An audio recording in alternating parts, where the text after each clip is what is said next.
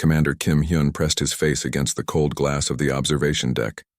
The stars looked the same as always, but something felt wrong. Very wrong. For 300 years, Earth had been part of the Galactic Federation. Every day, alien ships came and went. Every day, messages flew between thousands of worlds. Today, there was nothing. "Sir, the communication systems are completely quiet," said Lieutenant Park Soo-bin.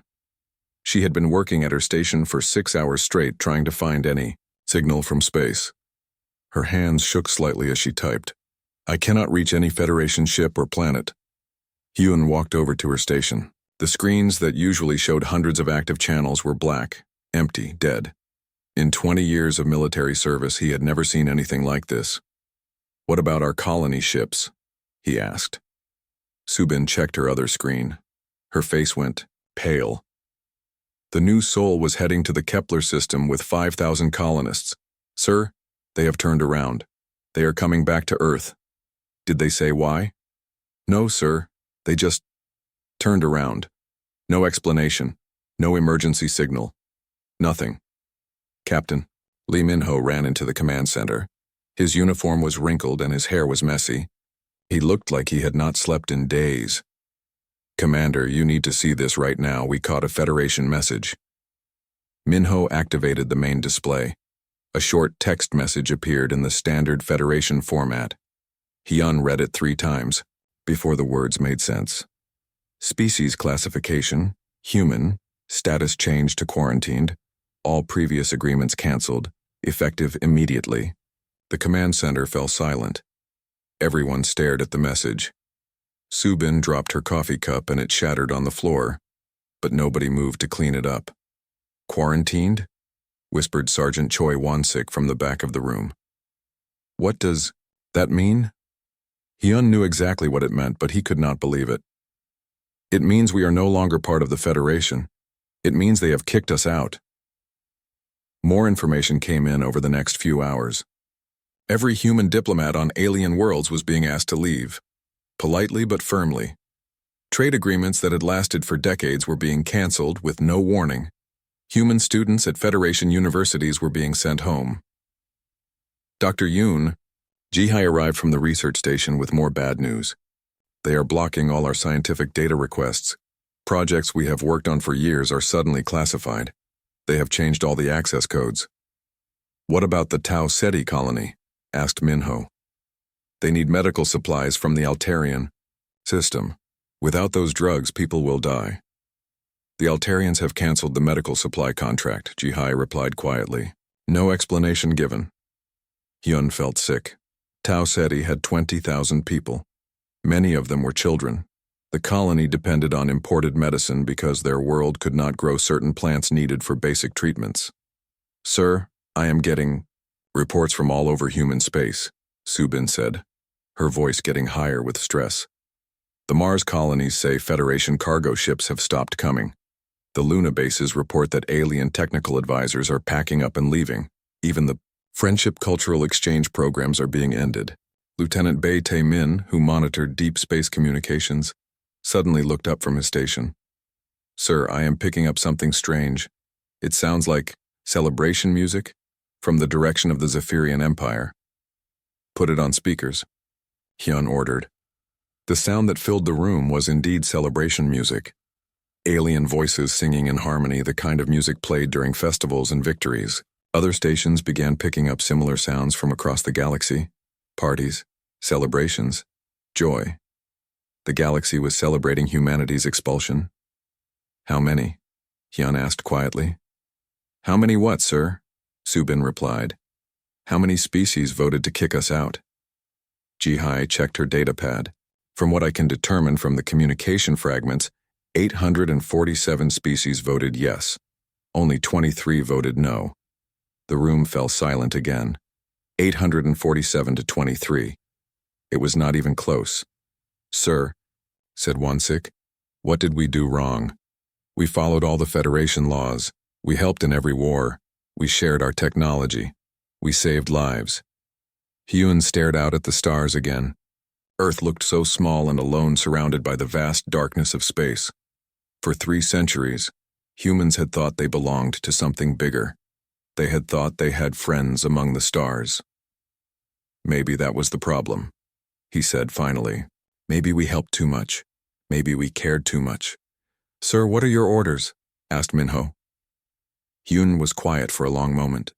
Outside, he could see Earth's orbital stations and the lights of spacecraft moving between them. All human. All alone now. Send a message to all human colonies and ships, he said. Tell them what has happened. Tell them we are on our own now. And then what, sir? Hyun turned away from the window and looked at his crew. These people had served faithfully for years. They had believed in the Federation just as much as he had. Now they were looking at him for answers he did not have. Then we figure out how to survive without them, he said. We have done it before. We can do it again. But deep inside, Hyun wondered if that was really true. The galaxy was vast and dangerous. Humanity was just one small species in a corner of space, and now they were completely alone. The great silence continued, and the stars offered no comfort. Dr. Choi Young-suk had spent 15 years learning alien languages. She could speak 12 different alien tongues and read ancient texts from civilizations that died before humans discovered fire. Now, as she sat in her small office translating intercepted messages, she wished she had never learned to understand them at all. The first message made her stomach hurt. It was from the Altarian Council to the Crystalline Collective. The humans are emotionally unstable, she read aloud to President Nam Tae-hyung, who sat across from her desk. They make decisions based on feelings instead of logic. This is dangerous for galactic stability. Nam leaned forward. What else do they say? Young-suk pulled up another message. Her hands were shaking. This one is worse. It says humans are like a disease.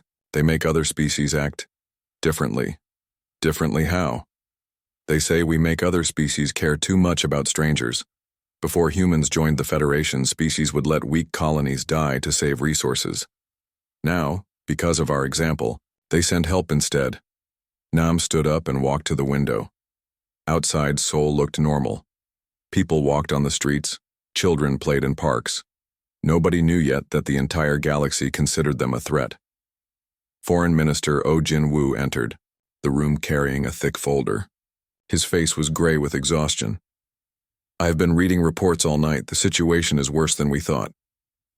How much worse? Nam asked. They have been planning this for 5 years.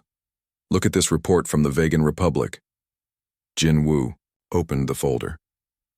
They studied human behavior and concluded that we are dangerously heroic and irrationally self-sacrificing. Young-suk translated another message. The Zephyrian Empire says humans taught other species to question authority. Before humans, when the powerful said to abandon a world, everyone obeyed. Now species ask, but what about the people living there?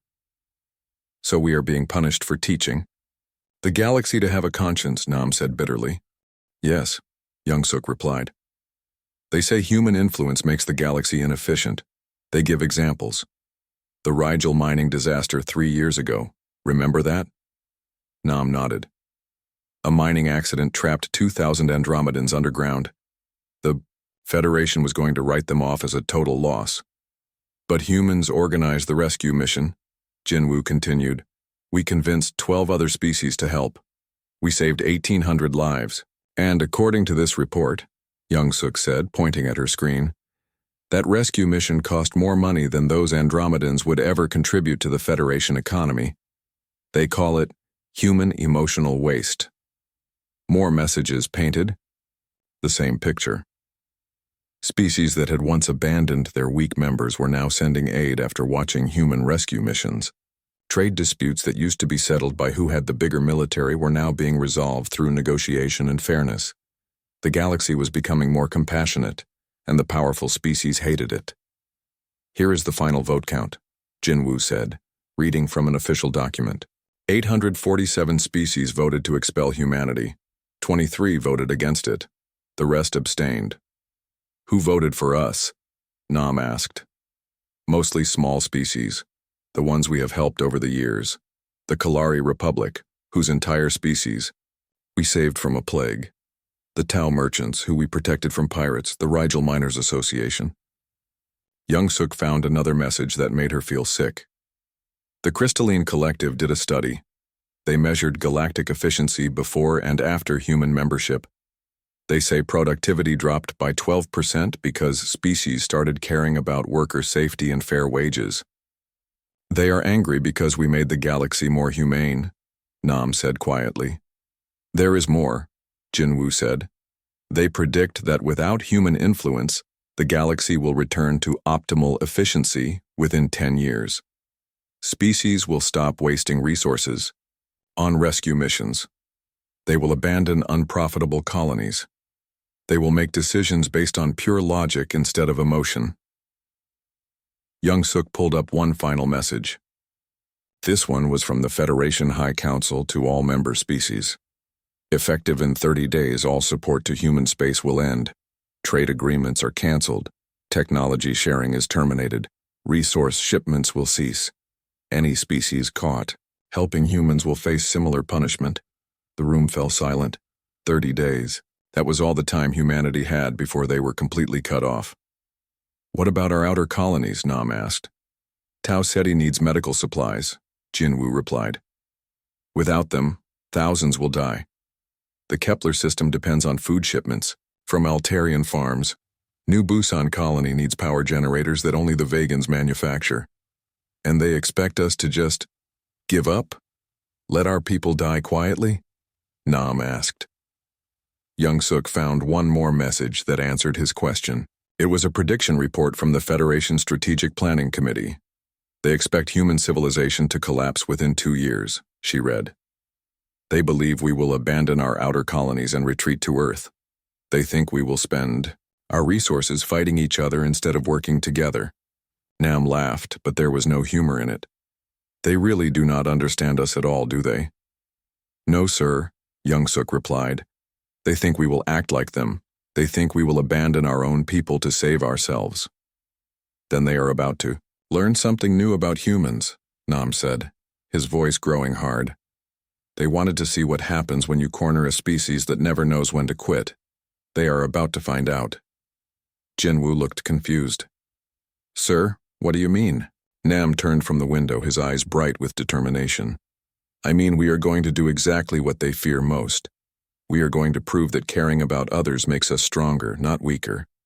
We are going to save every single human colony, and we are going to do it without their help. Outside, the sun was setting over Seoul. Soon the galaxy would discover that they had made a terrible mistake. They had not expelled humanity's weakness. They had expelled humanity's greatest strength.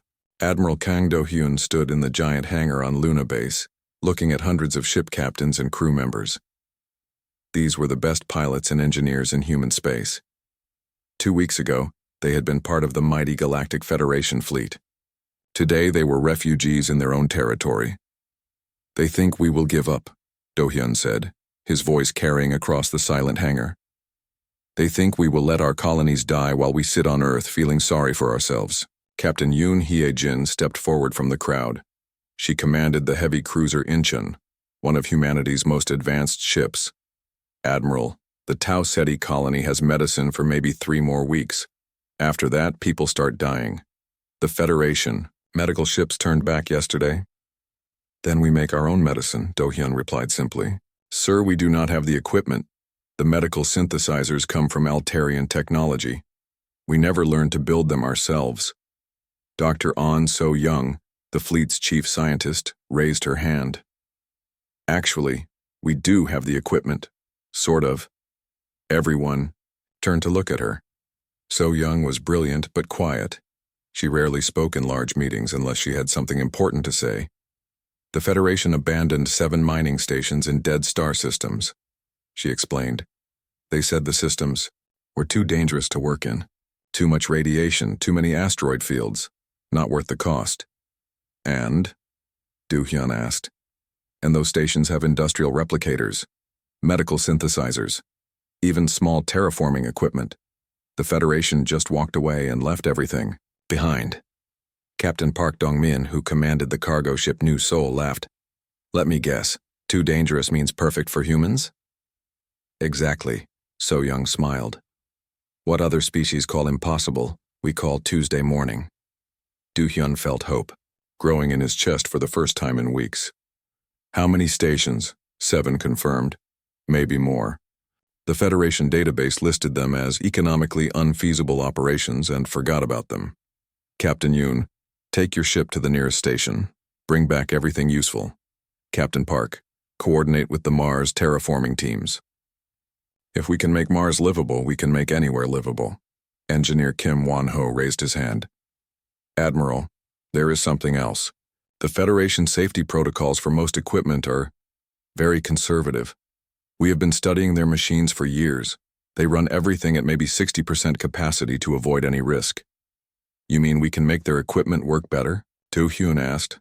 Much better. The atmospheric processors on Kepler Colony, for example. Federation safety rules limit them to basic operation. Remove those limits, and they could work twice as fast. Do-hyun smiled.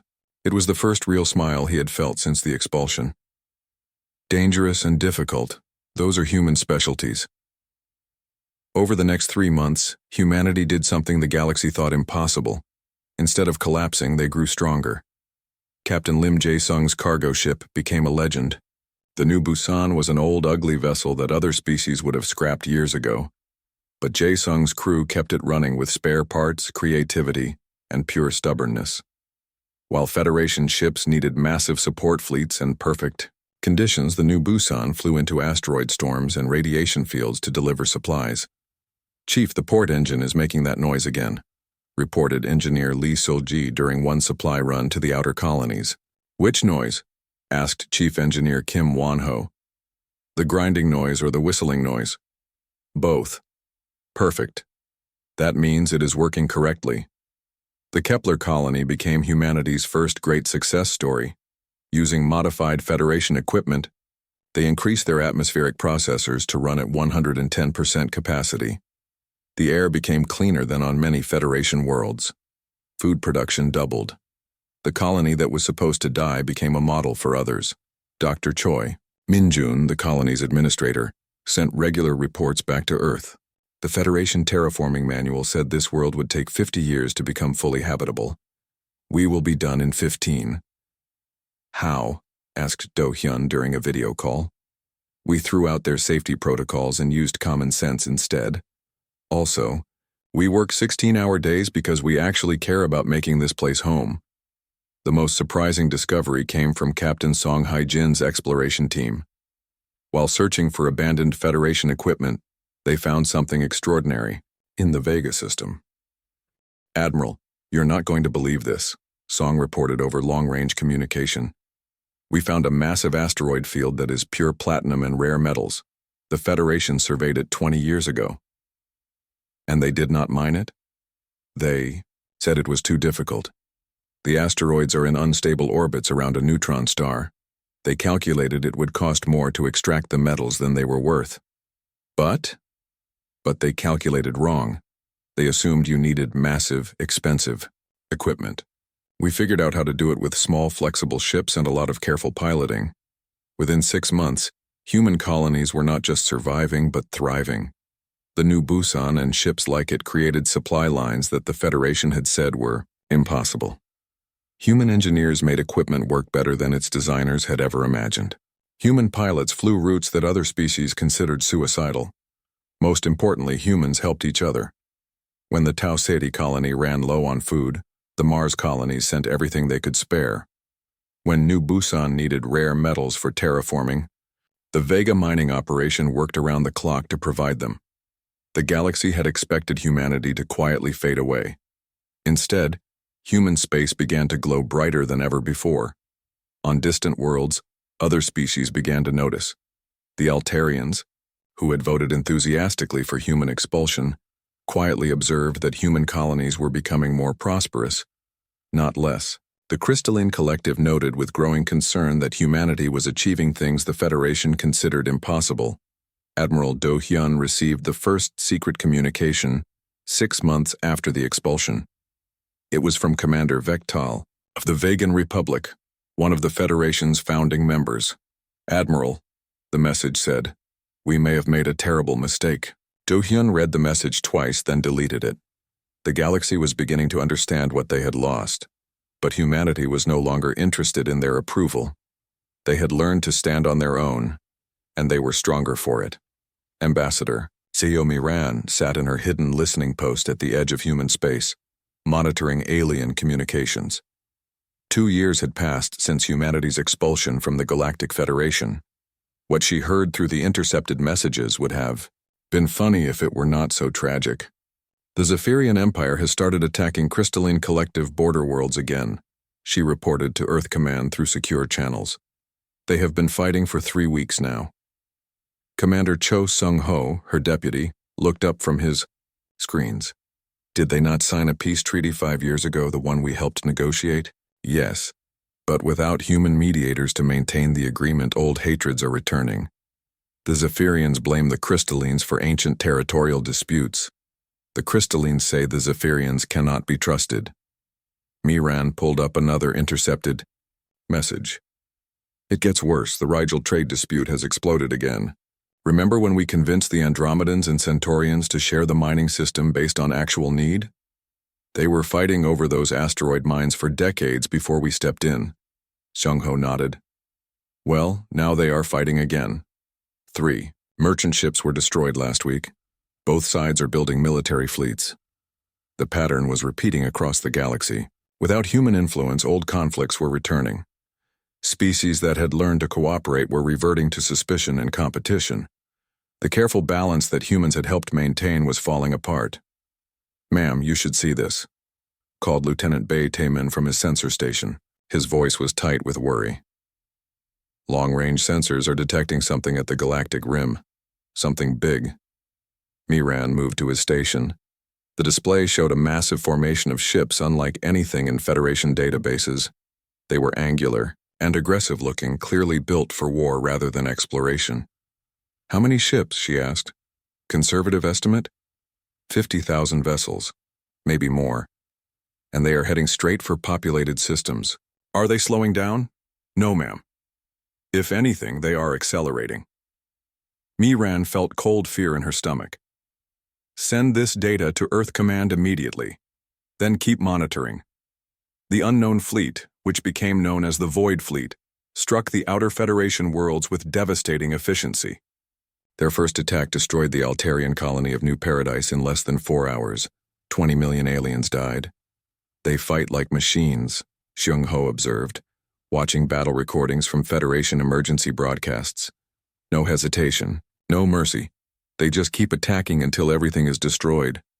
No, Miran corrected him, studying the tactical patterns. They fight like us, like humans. They never give up. They never retreat. They use every advantage and never accept defeat. The Federation's response was exactly what Miran expected. Careful, calculated, logical. When the Void Fleet attacked a system, Federation forces would evaluate the situation, determine acceptable losses, and often choose strategic withdrawal over costly victory. The Federation evacuated the Vega system without fighting, Taemin reported. 12 billion civilians abandoned to save the fleet. And the Centauri sector? Miran asked. They fought for 6 hours, then retreated when casualties reached 15%.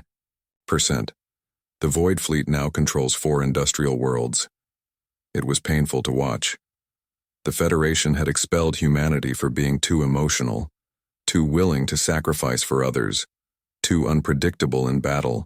Now they faced an enemy with those exact same traits, and their logical, efficient responses were useless.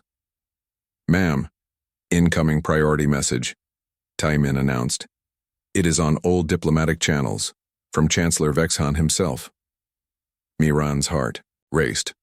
Vexhan was the Federation leader who had cast the deciding vote to expel humanity. She had not heard from him since the day he announced their exile. Put it through, she ordered. The Chancellor's image appeared on screen. He looked old and tired. His once proud bearing was gone, replaced by obvious desperation. Ambassador Seo, he began, his voice barely steady. The Federation formally requests immediate military assistance from humanity. We are prepared to offer complete reinstatement, expanded territorial rights, and positions of military command in exchange for human intervention in the current crisis. Miran stared at the message for a long moment. He is scared, she said finally. Terrified, Seong-ho agreed. They never imagined they would face an enemy that fights the way we do. More reports came in hourly. The Void Fleet was cutting through Federation space like a knife through paper. They established no supply lines, took no prisoners, showed no mercy. They fought with the same dangerous determination that had made the galaxy fear humanity. The irony is perfect, Miran observed. They expelled us for being too willing to fight for others. Now they need someone willing to fight for them. What do you think Earth Command will say? Seong-ho asked. Miran thought about the question. She remembered the day humanity was expelled. The cold, diplomatic language. The casual dismissal of 300 years of friendship and cooperation. The way the galaxy had celebrated their exile. I think they will do exactly what the galaxy fears most, she said finally. They will help. Even after everything that happened. Especially after everything that happened. That is what makes us human. We do not abandon people, even when they abandon us first. The Void Fleet continued its advance, destroying everything in its path. Federation worlds fell one by one, their logical defenses crumbling before an enemy that refused to follow the rules of civilized warfare. And in their hidden corner of space, humanity prepared to do what they had always done. Stand up for those who could not stand up for themselves even when those people had tried to destroy them. The galaxy was about to learn that human compassion was not weakness. It was the strongest force in the universe. Admiral Kang Do-hyun read the Federation's desperate message with the same calm expression he used for routine reports. Around the conference table in Seoul, humanity's leaders sat in silence as the full weight of the situation settled over them. They are offering us everything, said Foreign Minister Song Hai-won. Full Federation membership, 3 new star systems, even command positions in their military. President Jang Soo-hae leaned back in her chair. All we have to do is save them from the war they created by throwing us out. Defense Minister Kwon Byung-jun shook his head. The same aliens who celebrated when we were expelled are now begging for our help. They said we were too dangerous to be part of their civilized galaxy. Do-hyun stood and walked to the window overlooking Seoul. 2 years of isolation had changed humanity. They had learned to depend on themselves, to value their independence above the approval of others. Earth cities were cleaner now. The colonies were stronger. Human space had become something remarkable. What are your orders, Admiral? President Jang asked. We help them, Do-hyun said without hesitation. The room erupted in surprised voices. Minister Song stood up. Admiral, after what? They did to us after they abandoned us like garbage?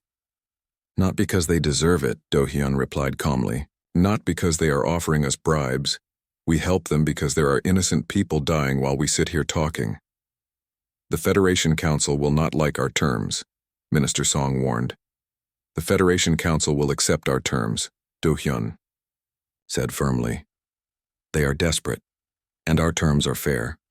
Captain Yoon Hae-jin's task force arrived in the Altair system 1 week later.